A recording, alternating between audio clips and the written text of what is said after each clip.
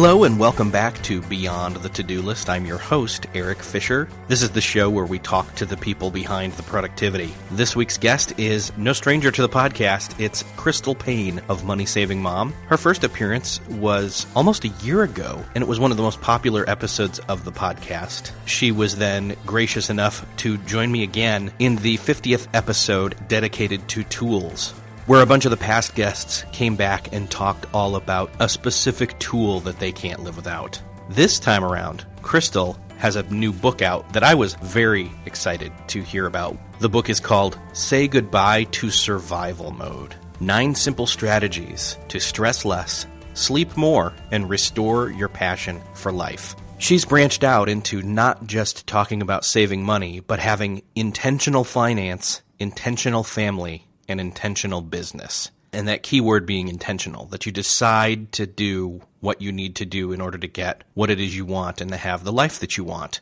And I think you'll hear that passion coming from her in this interview. So let me get out of the way so that you can listen to everything that she has to say. But first, let me tell you that this week's sponsor is audiobooks.com. Audiobooks.com has 40,000 audiobooks, including bestsellers, new releases, classic favorites. They've got a bunch of books by people that have been on this show before, including David Allen, Jay Baer, Chris Brogan, Lauren Vanderkam, and many others. What I love about audiobooks.com is that you can preview as many books as you like before you even sign up. Get a listen for them, a feel for them if they're a fit for you in terms of audiobooks. I know that an audiobook can be a commitment because, again, you're talking about hours of content, which are great for all the different places you would listen to podcasts as well. And what's even better is that audiobooks.com, you can stream those books from audiobooks.com, the audiobooks.com app on your Apple or Android devices, or on your desktop. And you can seamlessly switch between all those different devices without losing your place in the book. To get your free audiobook, go to audiobooks.com/todo. That's TODO. And you can grab your first audiobook for free. Well, welcome back for the third time, Crystal Paine of Money Saving Mom. Thanks for coming back, Crystal. Thanks for having me back again. I guess, third time's a charm. Yeah, it's almost like 2.5 because the second time was more the tools episode and it was, brief. And this time's interesting because you've got a book, like a full-blown, it's published, it's tangible, I'm holding it right now, awesome, book. It's called Say Goodbye to Survival Mode: 9 Simple Strategies to Stress Less, Sleep More, and Restore Your Passion for Life. And it's a beautiful cover. Thank you. We are so excited about it. And you were just on Good Morning America. I was. It was very exciting. I had a very exciting 4 days. I did 27 interviews in about 4 or 5 hours, and then did a lot of meetings in New York City with a bunch of different magazines and TV shows. So that was quite an adventure. I've never even been to New York City before. So. Oh, it's awesome, isn't it? I enjoyed, it was, very surreal to be in Times Square and things like that. But I really, was ready to come back home to my yoga pants and peanut butter and jelly sandwiches. So. Right. It's good to experience, I should say. Yes, it was good to experience. Yeah. I crossed it off my bucket list. I went to New York, and we also went to New Jersey for some meetings. So now I have 2 more states that I've been to. But, I like Kansas. Although you're moving to Nashville soon, aren't you? That's right. We are. We're very excited about that. That's awesome. You'll be down there with all the other people that I've interviewed, basically. All the cool people, yes. People keep joking to me that hey, you just keep interviewing people in Nashville. I'm just like, that's where they all are. I don't pick where they live. I just pick the person. So speaking of Nashville, and this ties into the book title, my wife and I went to John Acuff's START conference back in September of 2013. We went to the conference together. It was a really great experience to experience that together. She turns to me in the car on the way home and just says something along the lines of that she was sick of living in survival mode. So when I saw the title of your upcoming book, I thought, ooh, that hurts. That hits home. That's right where people need to be talking about. And so what is your definition of survival mode?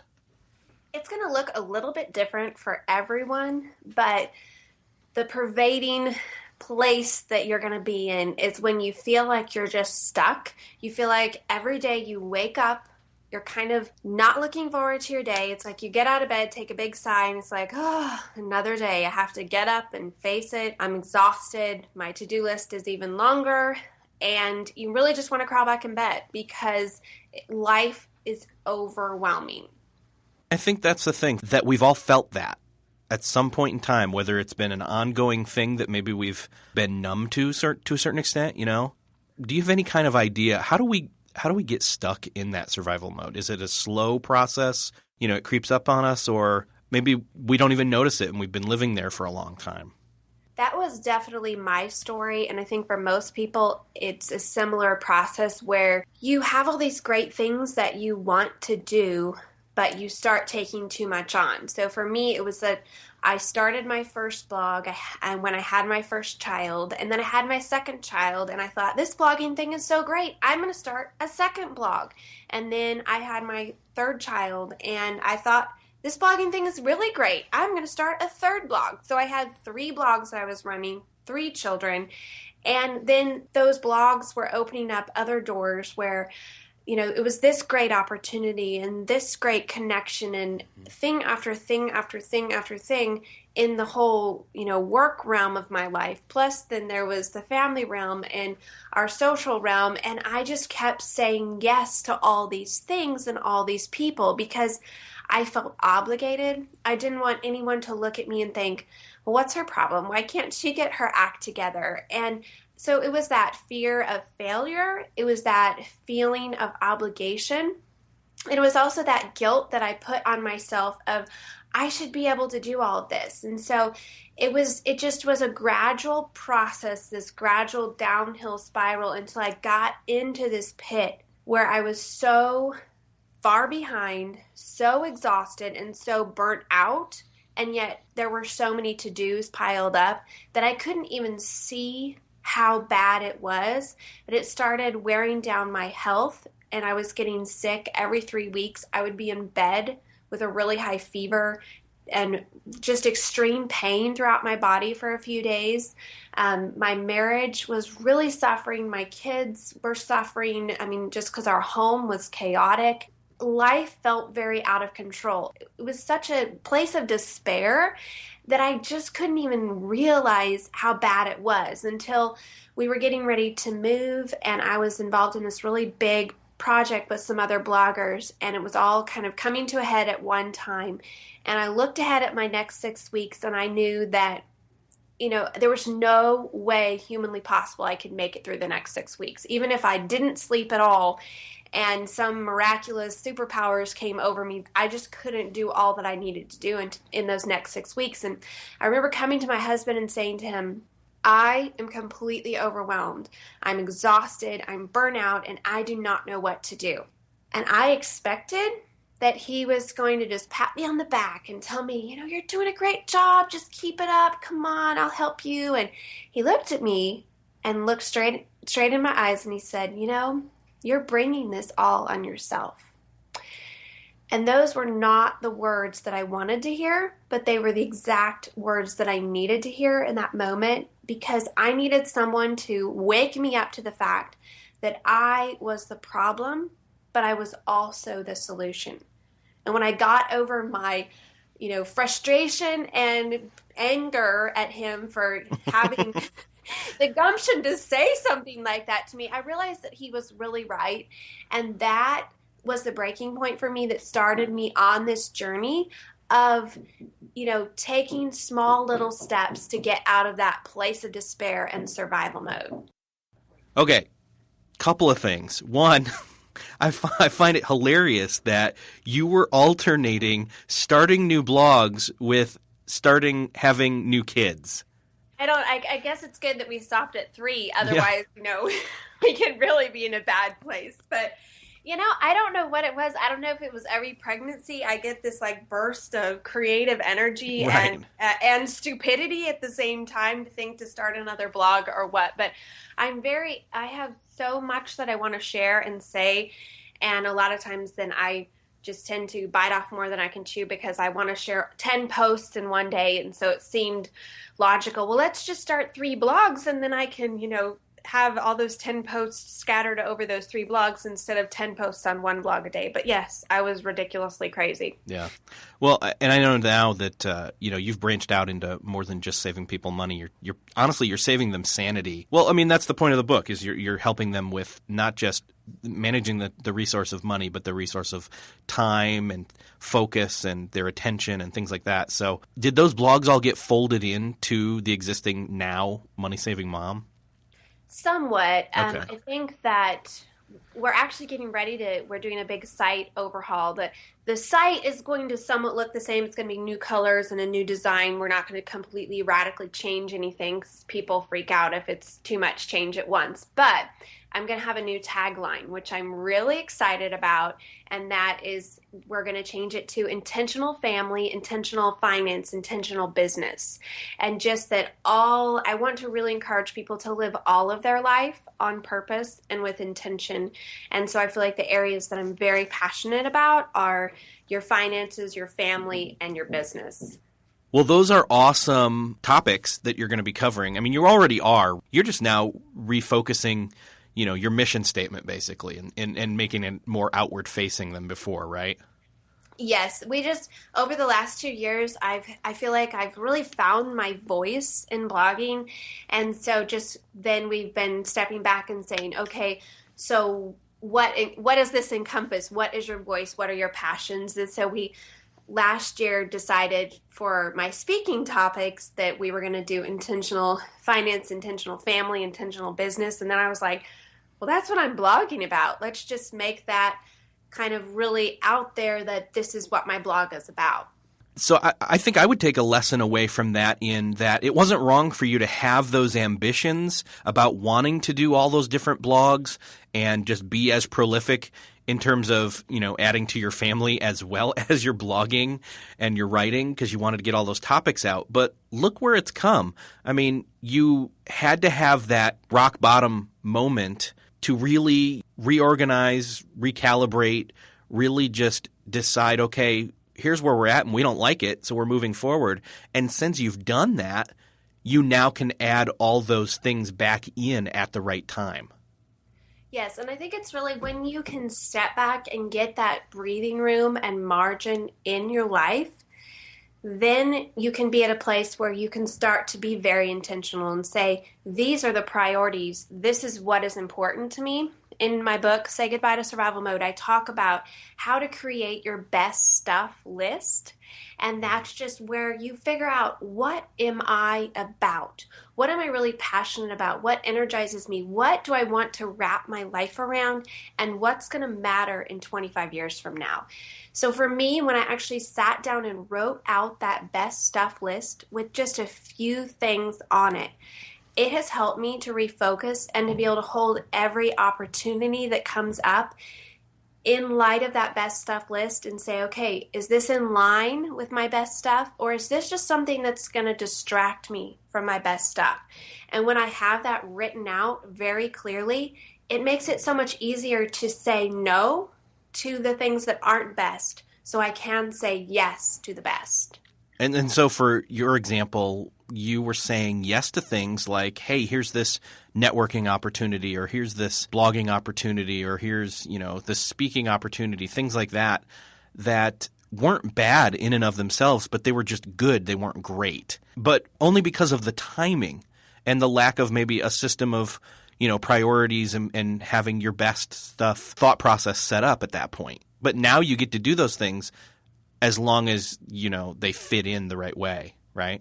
Yes, and I think that the other thing that's really been helpful to me is to realize that there are seasons in life where we can't do everything in every season. But in some seasons, we will be able to write that book or pursue those opportunities or focus more on refining our speaking or, become a better writer or focus more on social opportunities or invest in our family, whatever it is, that in certain seasons we're going to be able to invest in different things. And so over your lifetime, you will have done a lot of different things. but in different seasons. And so for me, that gave me a lot of freedom to be like, this isn't the season for pursuing those amazing blogging opportunities or for learning these domestic skills or for whatever it is that maybe I'm feeling guilty that I should be doing more of, or I see my friend over there doing more of, and I feel like I should be, to just be, this is the season for me to focus on these few things. And maybe in 2 years from now, I'll be able to focus on some other things. Even I felt this a couple of times back when I believe you and your husband were attending some of Michael Hyatt's conferences where you were saying, hey, are you going to be at one of these sometime soon? And I said, no, sorry. Like the two conferences I've got picked out right now that I get to go to are the ones that fit in my schedule for me money-wise and family-wise and opportunity-wise. And, the other stuff just doesn't fit right now. And honestly, I've made peace with that and I'm okay with it. But for you, obviously, it was great for you to be able to attend those at that time. So. Yeah, and I think it's fantastic for you to come to that place where you're okay with that and don't feel like you're missing out, or if you were there, that would be the catalyst for something amazing. But to realize that where you are, that's where you're supposed to be, and those few conferences that you're attending, those are the ones that you're supposed to be attending. And maybe in a few years from now, you'll be able to attend, the Michael Hyatt conferences. But that it's okay. You can't do everything all at once, and it wouldn't be good for you to be attending 53 conferences in a year, and you're going to get more out of them if you're going to just do a few and really focus on them rather than trying to do everything. So let's take this thought down to a level where, say, somebody who's not attending conferences and have no interest in doing that, and that's not their thing. They're a person who has a day job, or they're a stay-at-home parent, or both of those things. And let's convert this thought process into something they can understand.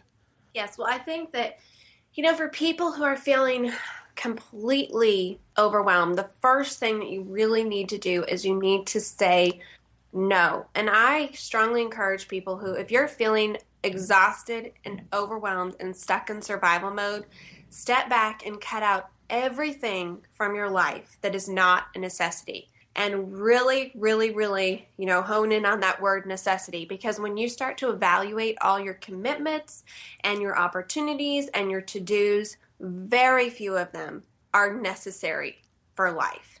And so to cut all of those things out so that you can step back then and say, what do I want to be focusing my time and energy and effort on? What's going to matter in 25 years for me? What do I want to look back on my life and see how, that I've lived and invested in?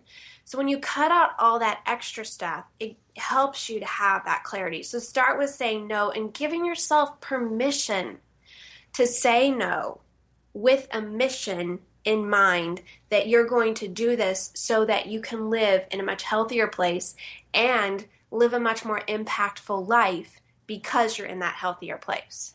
Yeah, and I think part of this also, I think you'd agree, is that it has to do with either the expectations you've placed on yourself, realistic or not, or the expectations that maybe you think somebody else has put on you, whether that's a spouse or a family member or even kids, or, again, yourself. Yes, I think it's so easy for us to feel obligated to everyone. When people, for those of us who are online entrepreneurs and, someone's writing to us and saying, hey, would you endorse this product or try this out and see what you think? Or would you read through my ebook? Or, would you post about this or retweet this or come to this or, network with me on this or answer this question or, those hundreds of requests that are out there. We can feel completely overwhelmed by them because we can feel like, well, I have to be doing this because aren't good networking people, don't they do this? And successful people don't they say yes to all these things? And what if I miss out if I say no? But when I started saying no, not just, cutting people off and being rude and, brutal about it, but, really explaining to people, I really appreciate you asking me about this, but at this time in my life, I have committed to whatever, and so I'm going to have to say no, but thanks so much for asking me. So being really gracious about it, but giving them, somewhat of a reason that you just can't say yes to everything. People are so respectful of that, and I found that when I say no to people, it gives them the courage and confidence to say no to someone else. And it kind of starts this really cool viral thing of people being willing and feeling like they have permission to say no to things that aren't the best instead of feeling obligated to other people. And again, going back to that list of, how'd you word that? The list of your best stuff. The best stuff list. The best stuff list, yes. By having that and having that pre-thought out, then when those opportunities arise, you know whether or not it's a no or a yes. For the most part, sometimes you've got to, think about it, talk with others, pray about it, whatever. And then you can come up with the yes or the no. But at least you have then, I guess, the standard of what it's got to balance up against and see if it fits or not. Yes, and really giving yourself that grace and to stop comparing yourself to other people, because I think this is so prevalent, especially if you're online at all, that you can look at other people, just kind of like what you were doing when we're at the conferences and you're looking yes. at us, you can think, well, I'm missing out, and I've done that so much where, you look at other people and maybe you think, well, they're getting some really cool opportunities that I'm not, or they're doing all these things and, producing products or blogging more often or more involved in things. And I should really be doing that. But giving yourself that grace to realize that you can't compare your weaknesses to other people's strengths. And you can't compare the season of life you're in to other people's seasons of life. And so you just have to focus on doing the best you can with what you have, where you are, and not feeling like, if I don't do this, if I don't keep saying yes and keep, doing all of these things, then I'm just going to fail as an entrepreneur. Mm-hmm. That's the thing, is once we stop thinking about it in terms of a competition with other people, we start to realize really that it's just an endurance marathon, and then we can kind of take care of ourselves to see what is it that we need right now in terms of self-care and priorities to be able to run the race well.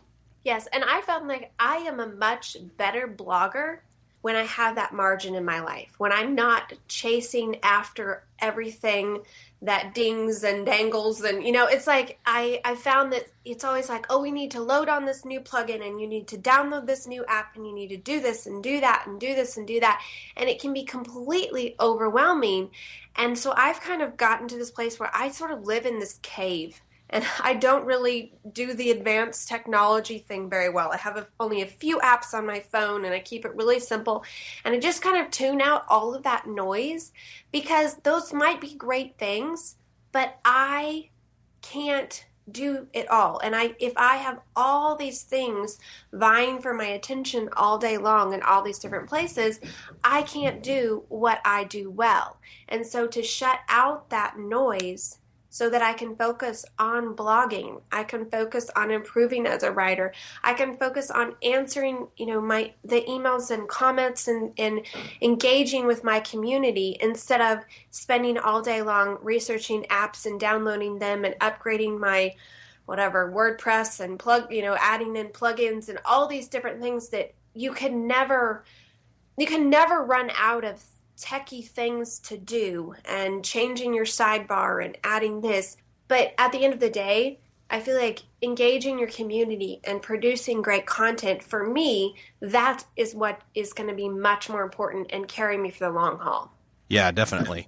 You've probably heard Michael Hyatt say the thing where it seems selfish, but doing the thing where it's, you take care of you first so that you can help others. And I think he gives the example of, they give it when you're on an airplane, they say, put your oxygen mask on first before you try to help others. And so I know that you talk about that in the book some, is, what are some of the ways that we can do self-care, which is a struggle for a lot of people, especially when you already feel like, if you are mindful of the self-care items that you want to do, exercise, eat healthy, read books, have a morning routine or a spiritual life or any other number of aspects of that realm of self-care, it can feel like it's just impossible, so why start? So what are maybe some of those most high-impact steps people can add in a way that maybe helps them gain some momentum in that area?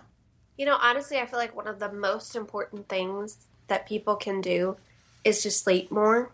And it might seem like a silly thing because you're like, well, but I need to be working more. I need to be investing more in my career or my online business or whatever it is. But burning the candle at both ends doesn't give you these superpowers. It just makes you exhausted. And when you are running on empty, you aren't going to be able to be productive and give out well with excellence if you've got nothing in the tank.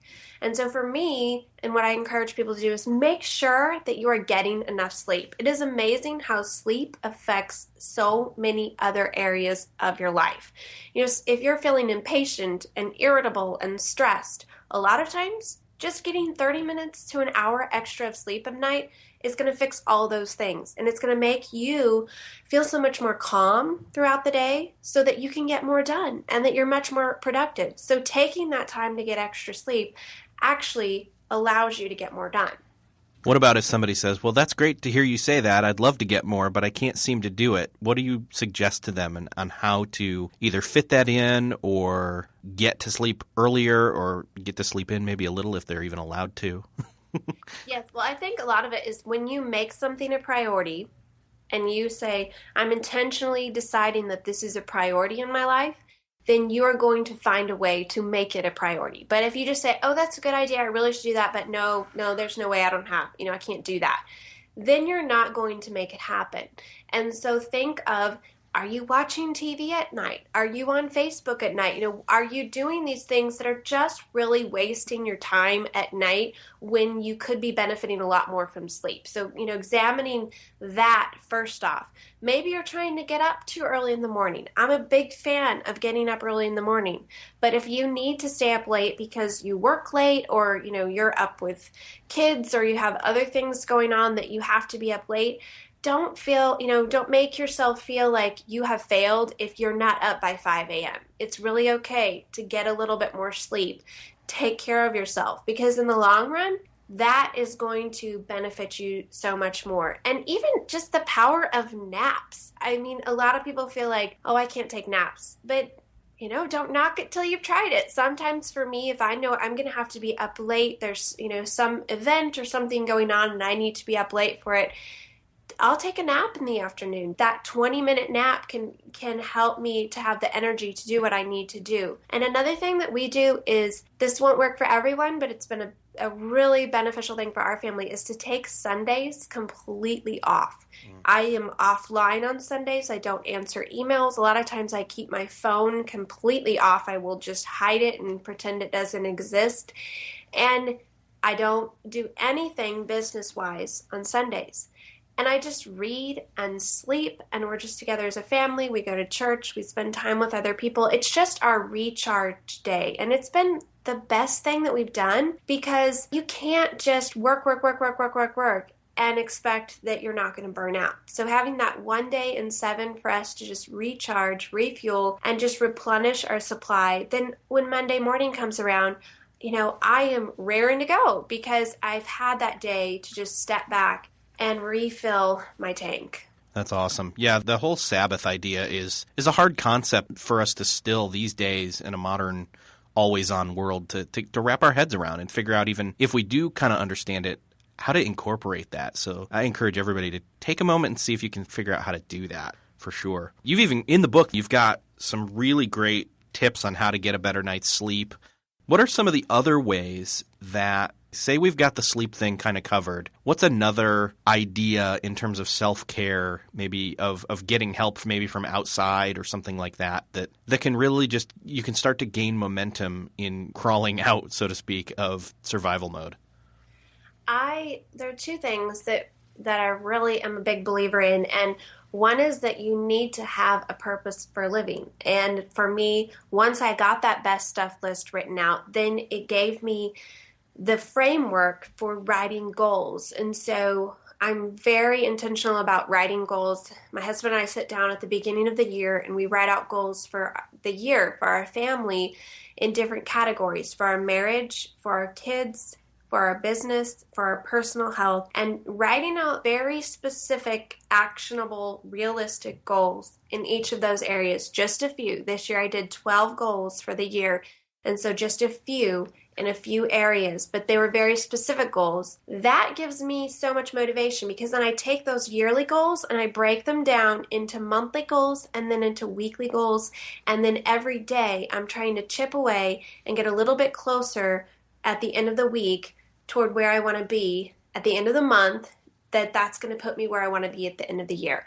But that gives me a lot worth living for because every single day when I wake up, I know that I am getting a little bit of traction that's putting me in the right direction. So I strongly encourage people to set goals. If you've never done it before, start really small. Start with something that's very, very doable. Don't try to do the yearly goal thing. Set a goal for the week and maybe just 2 or 3 really small goals for a week. And as you feel like, okay, I'm getting this and this is becoming more of a habit, then you can expand it and maybe do for 2 weeks and then a month and then 6 months and a year. Practice over time and you'll become very proficient in it.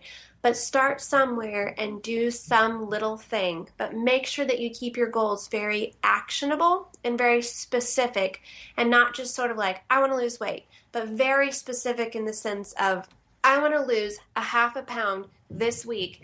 And then here's how I'm going to do that. I'm going to walk for 20 minutes every day, or I'm not going to drink soda pop or something like that. Coming up with these very specific things, but realistic and doable.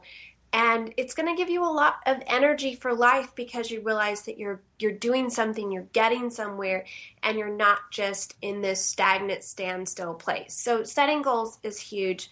I also encourage people to figure out what energizes you and what drains you.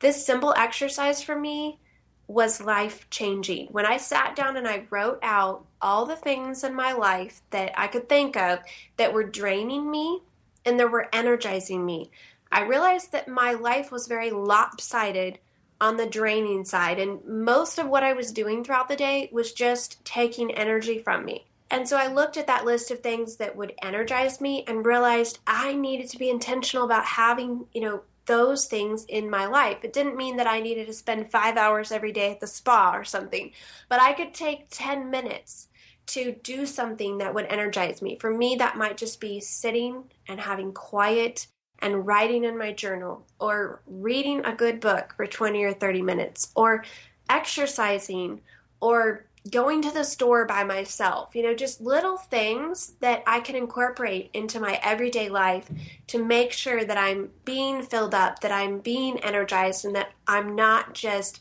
completely feeling wrung out like a sponge and with nothing left to give. The energizing moments, I was going to say, that's a really good circumstantial replacement for, say somebody's still, they're getting to bed early, but they're forced to get up early the next morning due to kids or schedule or just something they can't have any control over. However, if they have those energizing things that midway through the day, if they can't grab a nap, but they can, have that tea or that time to read or, whatever their recharging items are, that's a great way to make it through. And it also makes you look forward to, if I know, okay, when I get through this, these 5 things on my to-do list, then I get to have this, I get to reward myself with something that's going to energize me. It gives you that motivation, and you're inspired to keep going and to do it with gusto because you want to get to that reward at the end of your efforts. Yeah, totally. Well, I see that our time is pretty much run out. There's so much more that we could have talked about from the book alone in terms of, being intentional with your money or intentional with your time. Luckily, if people haven't heard yet, I've interviewed you before. So there's a whole other episode that if they've not heard that, they can stop after this one's over and go back and listen to that one at beyondthetodolist.com/29. And in that one, you talk a lot about discipline and goals again. So that's a further, hashing out of that, which was great. Actually, one of the most popular episodes. So Crystal, it's been awesome to talk with you again. Let's set people straight on where they can go to find out more about the book, about your blog, and find you online. I'd love for you to come check out my blog, moneysavingmom.com. And a lot of people feel like, well, is it just coupons and deals and all that stuff? I don't really do that. And yes, we do share a lot of money-saving tips and coupons and deals and freebies, but there's also a lot of inspirational stuff for living your life on purpose, for getting your finances in order, and for setting goals and finding that passion and that energy and restoring, to a really fulfilling life. And so that's really my goal with my blog, to just encourage people to live your life on purpose. So that's at moneysavingmom.com. I'm also on Facebook, facebook.com/moneysavingmom, and on Twitter at moneysavingmom. Crystal, thank you so much for coming back on the show. It's been great to talk with you again.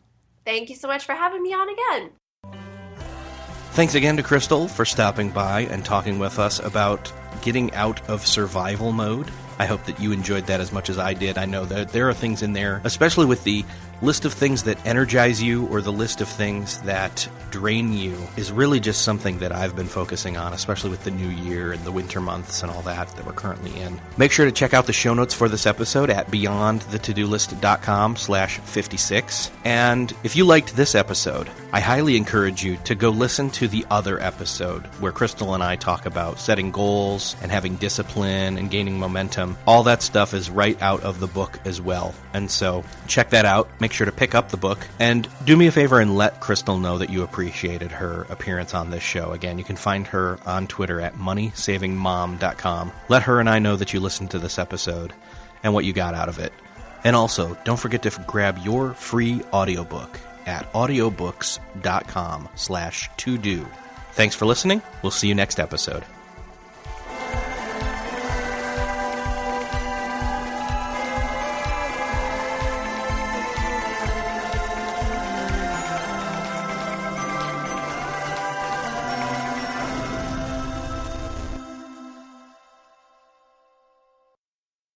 Beyond the To-Do List is a proud member of the Noodle.mx Network. Find more of our award-winning and award-nominated podcasts to make you think, laugh, and succeed at Noodle.mx. Learn how to podcast. Theorize over the TV shows Once Upon a Time in Wonderland, and Under the Dome. Laugh with our clean comedy. Delve into science fiction and philosophy. Learn critical thinking from movie reviews. And more at Noodle.mx.